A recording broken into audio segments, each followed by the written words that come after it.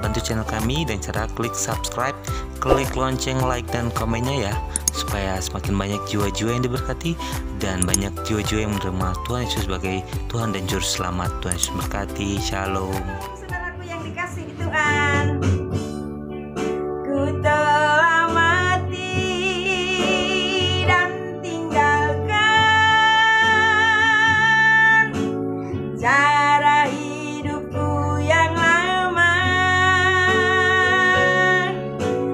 Semuanya sia-sia dan tak berarti lagi.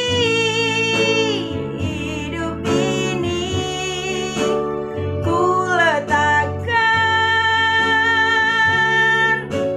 pada mezbah-Mu ya Tuhan. Jadilah padaku seperti yang Kau ingini. Ku telah mati dan tinggalkan cara hidupku yang lama.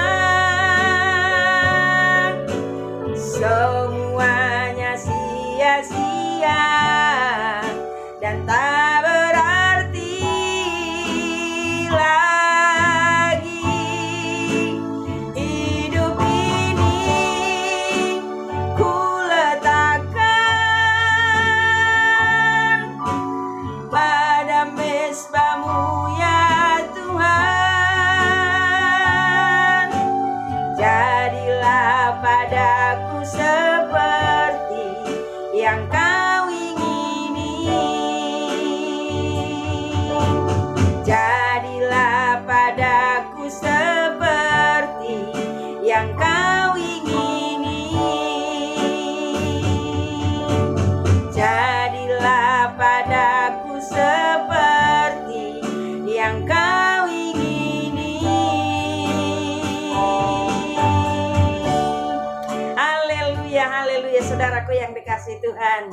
Seharusnya ini betul-betul ada dalam hidup setiap kita. Mengatakan ku telah mati, tinggalkan gaya hidupku yang lama. Artinya mati untuk dosa, hidup bagi Kristus. Amin. Saudaraku yang dikasihi Tuhan, kita akan mendengarkan firman Tuhan yang sungguh pastinya akan memberkati kita semua. Yang terambil dari Ibrani 5 ayat 11 sampai dengan 14. Saya bacakan buat kita semua. Peringatan supaya jangan murtad. Tentang hal itu banyak yang harus kami katakan, tetapi yang sukar untuk dijelaskan, karena kamu telah lamban dalam hal mendengar. Sebab sekalipun kamu ditinjau dari sudut waktu, sudah seharusnya menjadi pengajar. Kamu masih perlu lagi diajarkan asas-asas pokok dari penyataan Allah. Dan kamu masih memerlukan susu, bukan makanan keras. Sebab barang siapa masih memerlukan susu, ia tidak memahami ajaran tentang kebenaran. Sebab ia adalah anak kecil. Tetapi makanan keras adalah untuk orang-orang dewasa, yang karena mempunyai panca indera yang terlatih, untuk membedakan yang baik daripada yang jahat. Amin. Saudaraku yang dikasihi Tuhan, tema firman Tuhan untuk kita hari ini adalah tanda kedewasaan. Tadi dikatakan di firman Tuhan di ayat 14, tetapi makanan keras adalah untuk orang-orang dewasa yang karena mempunyai panca indera yang terlatih untuk membedakan yang baik daripada yang jahat. Jadi saudaraku yang dikasihi Tuhan, kalau orang dewasa pasti punya panca indera yang terlatih. Dia bisa membedakan mana yang jahat, mana yang baik. Jadi maka saudaraku yang dikasihi Tuhan, hanya orang-orang dewasa lah yang bisa memakan atau mencerna makanan-makanan keras. Tadi di firman Tuhan dikatakan di ayat 11, tentang hal itu banyak yang harus kami katakan, tetapi yang sukar untuk dijelaskan karena kamu telah lamban dalam hal mendengarkan. Artinya lamban dalam mendengar, merenungkan dan melakukan firman Tuhan. Sehingga dikatakan di firman Tuhan ini, kalau ditinjau dari sudut waktu, seharusnya kamu bukan lagi anak-anak tetapi sudah dewasa. Artinya di sini dewasa rohani. Engkau seharusnya bukan murid lagi tapi pengajar. Seharusnya menurut waktunya. Seberapa lama engkau menjadi umat Tuhan, menjadi orang Kristen, menjadi orang yang percaya Yesus, seharusnya engkau sudah dewasa rohani. Namun nyatanya engkau masih kanak-kanak rohani yang kesukaannya adalah susu, adalah makanan-makanan yang lembut, adalah kesukaannya firman Tuhan yang menyenangkan didengar oleh telinga, dan kesukaannya adalah khotbah-khotbah lucu-lucu, lelucon yang membuat tertawa, membuat hati senang, dan juga yang kesukaannya adalah kata-kata pujian, kata-kata yang membuat dia tersanjung dan merasa bangga atas dirinya sendiri. Tetapi kalau orang yang sudah dewasa, dia senang mendengar nasihat, bahkan mau menerima didikan teguran. Itulah orang-orang dewasa. Maka saudaraku yang dikasih Tuhan, lewat firman ini nanti kita akan tahu mana tanda-tanda orang yang dewasa rohani, mana yang belum dewasa rohani. Tentunya seseorang dewasa rohani bukan karena usianya. Ada banyak orang usia udah 60-70 tahun tapi masih kanak-kanak rohani. Tapi terkadang ada anak-anak Tuhan usianya masih 12 tahun atau mungkin usianya masih 17 tahun tapi sudah menunjukkan tanda-tanda kedewasaan rohani. Saudaraku yang dikasih Tuhan, apakah engkau sudah dewasa rohani? Dengarkan firman Tuhan ini sebagai penilaian untuk diri kita sendiri. Apakah kita benar-benar sudah dewasa rohani? Saudaraku yang dikasih Tuhan, siapakah calon mempelai Kristus? Mempelai Kristus adalah orang-orang yang dewasa. Tuhan Yesus tidak akan mau menjadikan orang-orang Kristen umatnya yang belum dewasa rohani untuk menjadi mempelainya. Jadi mau tidak mau kita harus dewasa rohani supaya kelak kita bisa menjadi mempelai Kristus. Dewasa rohani itu berubah setiap hari. Setiap hari berubah dan berubah terus. Seperti yang pernah saya katakan, saudaraku yang dikasih Tuhan, dalam khotbah-khotbah saya sebelumnya, bahwa terima Yesus itu cukup satu kali seumur hidup, tapi bertobat sepanjang masa. Itulah yang disebut dengan dewasa rohani. Semakin hari semakin kita didewasakan karena kita berubah dan berubah terus, bertobat terus sepanjang masa. Gereja yang sehat, gereja yang dewasa itu pasti menghasilkan jiwa-jiwa yang dewasa, dewasa rohani. Bila gereja bertumbuh, bila gereja dewasa, maka jemaatnya pun, umatnya pun pasti umat yang sehat secara rohani. Orang yang tidak berubah, tidak bertobat adalah orang-orang yang cacat rohani di mata Tuhan. Itu dikatakan di Imamat 21 ayat 16-20. Tentunya kita bukanlah orang-orang yang cacat rohani, amin. Tinggalkanlah cara hidup yang lama, berubahlah untuk siap menjadi orang-orang yang dewasa rohani. Bertransformasi menuju kedewasaan rohani. Lahir sebagai Yakub. Yakub artinya penipu dan diproses menjadi Israel. Israel artinya adalah pangerannya Allah. Dan kalau kita dipanggil Tuhan, kita dikubur sebagai Yesyurun. Yesyurun artinya sudah lurus, sudah bertobat, sudah benar hidupnya di mata Tuhan. Ya, saudaraku yang dikasih Tuhan, inilah orang-orang dewasa yang sudah bertransformasi menjadi orang dewasa rohani. Boleh saja dia lahir sebagai Yakub, mungkin orang penipu, pendosa, tetapi di proses hidupnya setelah terima Yesus menjadi Israel, menjadi pangerannya Allah. Dan saatnya nanti dipanggil Tuhan, nyata benar hidupnya sudah ada dalam perkenanan Tuhan. Yesyurun, itu lurus, betul-betul hidupnya sudah ada dalam perkenanan Tuhan. Saudaraku yang dikasih Tuhan, ada orang yang sudah diproses menjadi dewasa rohani. Yang pertama adalah ada perubahan prioritas dalam hidupnya. Seperti perumpamaan di firman Tuhan yang dikatakan di Matius 13 ayat 45-46. Seseorang yang menjual semua hartanya hanya untuk membeli mutiara. Jadi buat dia mutiara itu lebih berharga daripada harta kekayaan yang lain. Mutiara itu disimbolkan sebagai kerajaan Allah. Jadi orang-orang yang dewasa rohani pasti punya prioritas hidup. Prioritasnya adalah kerajaan Allah. itu sudah tidak bisa diganggu gugat. Jadi saudaraku yang dikasih Tuhan, kalau engkau seorang yang dewasa rohani, tidak ada kompromi. Engkau pasti mendahulukan kerajaan Allah. Yang kedua adalah orang-orang yang sudah dewasa rohani, mau tidak mau dia memiliki kerinduan untuk mencari jiwa, untuk memiliki anak-anak rohani. Jadi saudaraku yang dikasih Tuhan, orang-orang yang sudah dewasa rohani itu tidak egois. Dia tidak mau kalau hanya dia yang ke sorga, tapi dia ingin orang lain juga ikut ke sorga. Sehingga ada kerinduan di hatinya untuk mencari jiwa.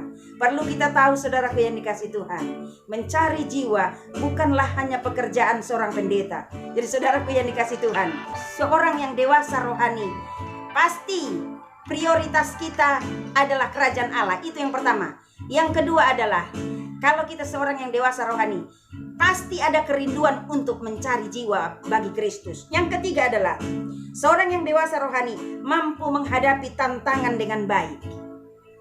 Jadi saudaraku yang dikasih Tuhan, terlihat kalau orang-orang yang sudah dewasa rohani, setiap ada masalah, dia cakap dalam menyelesaikannya. Tentunya menyelesaikannya dengan firman Tuhan. Dia pakai landasan firman Tuhan dalam menyelesaikan masalah. Tidak kalau ada masalah dia kelihatannya stres, itu bukan orang yang dewasa rohani. Tapi orang yang dewasa rohani mampu menghadapi masalah dan menyelesaikan masalah bersama dengan Tuhan. Kalau kita akan dikatakan firman Tuhan di 1 Korintus 6 ayat 3, kelak kita akan menjadi hakim atas malaikat. Jadi kalau kita kelak bisa menghakimi malaikat, masalah biasa sehari-hari di dalam hidup kita di bumi ini, pastinya kita sanggup menghadapinya. Seperti di Mazmur dikatakan, tangkaplah bagiku rubah-rubah kecil. Artinya masalah-masalah kecil. Tangkap masalah kecil itu, kalahkan dengan kuasa di dalam nama Yesus. Jangan mau dikuasai oleh masalah, tapi engkau harus bisa mengatasi masalah.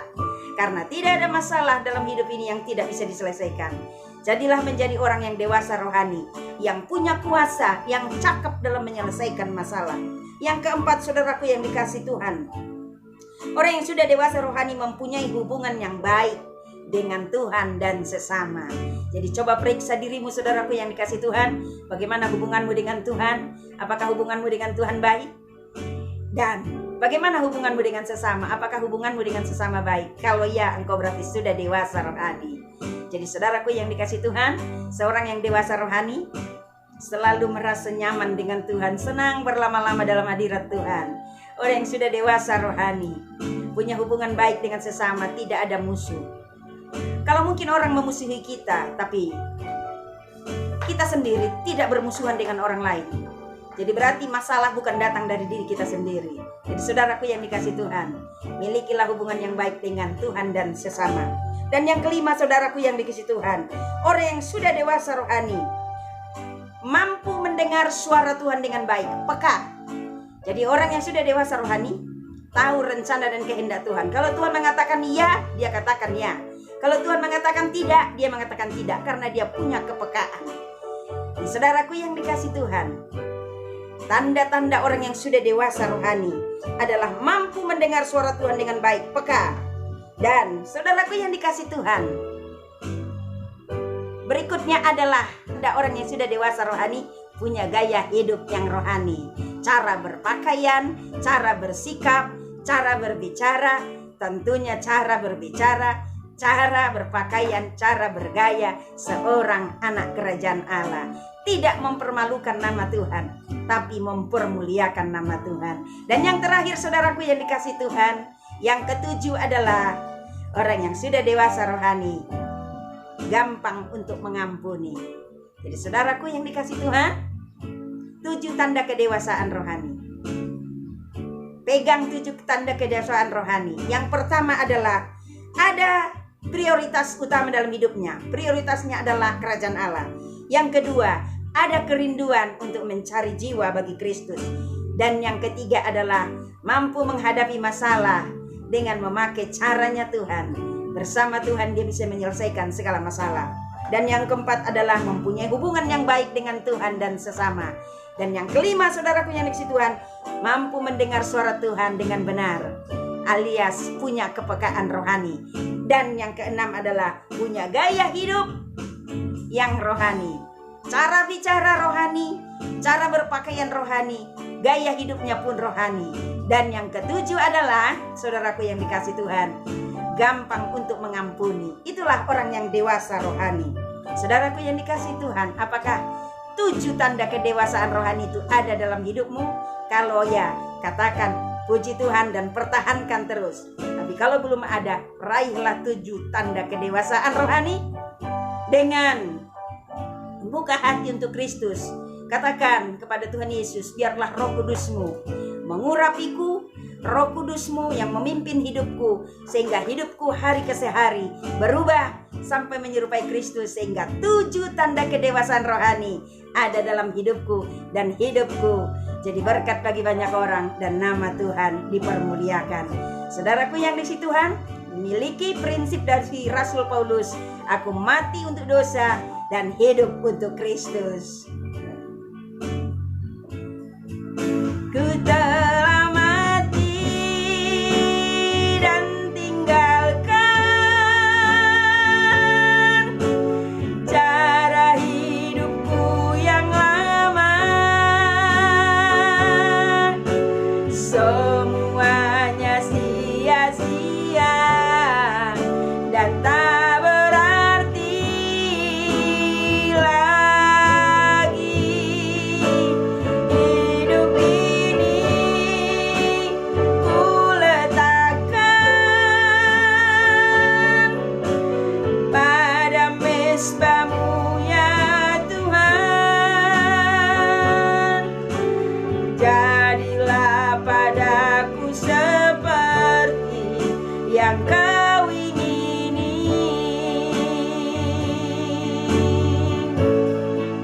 Ku telah mati dan tinggalkan cara hidupku yang lama. Semuanya sia-sia dan tak berarti lagi. Hidup ini ku letakkan pada mezbah-Mu ya Tuhan. Jadilah padaku seperti yang Kau ingini. Jadilah padaku seperti yang Kau ingini. Jadilah padaku seperti yang Kau ingini. Tuhan Yesus memberkati. Shalom. Shalom buat kalian yang baru pertama kali datang ke channel kami. Jangan lupa bantu channel kami dan cara klik subscribe, klik lonceng, like, dan komennya ya, supaya semakin banyak jiwa-jiwa yang diberkati dan banyak jiwa-jiwa yang menerima Tuhan Yesus sebagai Tuhan dan Juru Selamat. Tuhan Yesus berkati. Shalom.